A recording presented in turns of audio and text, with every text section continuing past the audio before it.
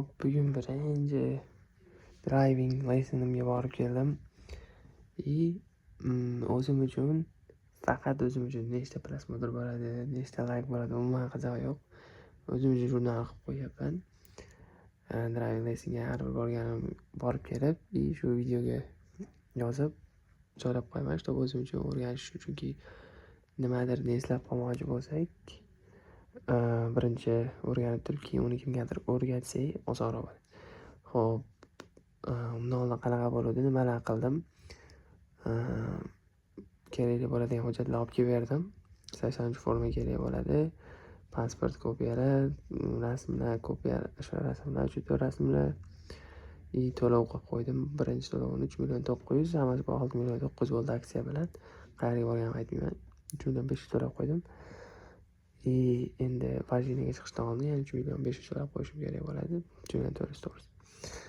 Keyin shunaqa to'lagandan keyin gruppa to'lishini kutdim. Endi to'ldi. Birinchi darsga borsam faqat shartnoma haqida gaplashdik. Nimalar bo'ladi yerda, o'sha men boradiganimda 20 soat dars o'tkazilsa, chiqarib yuborishga haqqimiz bor deb yozilgan.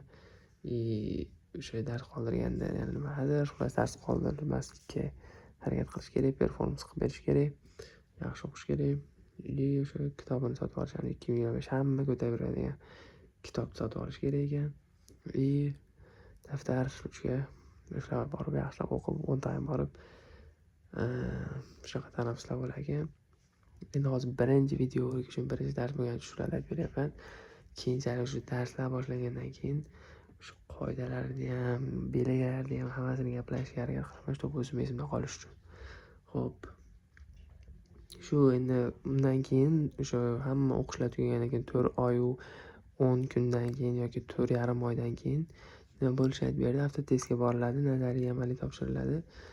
1 milliondan to'lov qilinadi. Undan keyin o'tganingizdan keyin sizga 300.000 to'lab yagona darchadan proviza olishingiz mumkin bo'ladi. Xo'p, shunaqa.